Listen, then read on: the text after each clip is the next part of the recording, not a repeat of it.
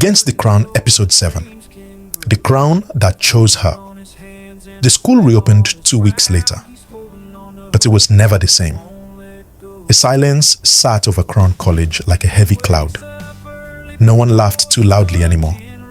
No one played cruel jokes. The walls seemed to whisper about what had happened. The lies, the bullying, the fall of a queen, and the death of a brave soul. Olive Daniels stood in front of the school gate in her black gown. She didn't walk in with pride. She didn't walk in with fear. She walked in with purpose. Students parted as she passed. Some bowed their heads. Others whispered her name. That's her, the one who survived. The girl who changed everything. She didn't care for their stares. She was there for one reason, and one reason only: to crown the true queen. In the school hall, the atmosphere was different. The principal stood at the podium, clearing his throat. This year's inter-school science competition has brought us victory, but also loss. We lost a star, a kind soul, a girl who saw the truth and gave everything for it. He paused. Today, Olive Daniels, the girl who survived, who stood strong in the face of injustice, has one request, and we will honor it. Olive stepped up.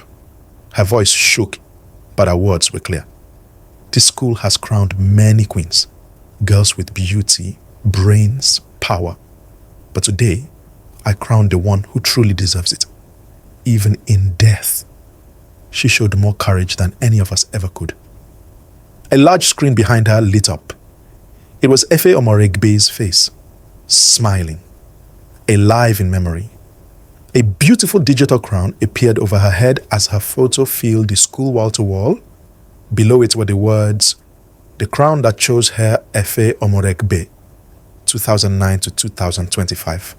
Crowned in honor, reigning in spirit." Gasps filled the hall. Some students cried. Teachers bowed their heads. Even the principal wiped a tear. Olive turned to the students. Let this be a reminder. A crown doesn't belong to the loudest or the feared. It belongs to the true, to the kind, to the brave. And from now on, whatever Efe stood for, this school will stand for. The principal stepped up again. As Olive has said, so it shall be. From this day forward, the annual Queen's Crown will be named after Efe. Every banner in this school will carry her photo, with a crown pointed on her head, the true Queen of Graceland. A roaring applause followed.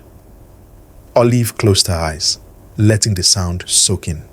For Eve, for justice, for healing.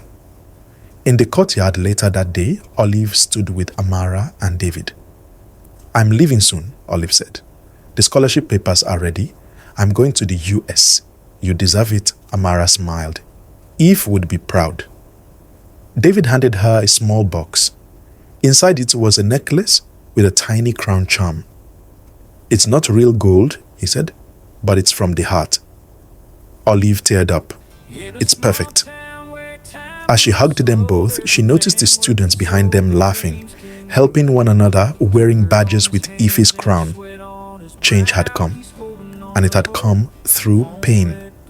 Later, as Olive sat in her room packing, she looked up at the sky from her window.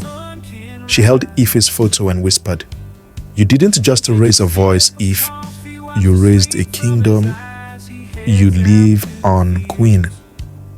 The end. The day begins working on a dream beneath the big sky. He's working on a dream.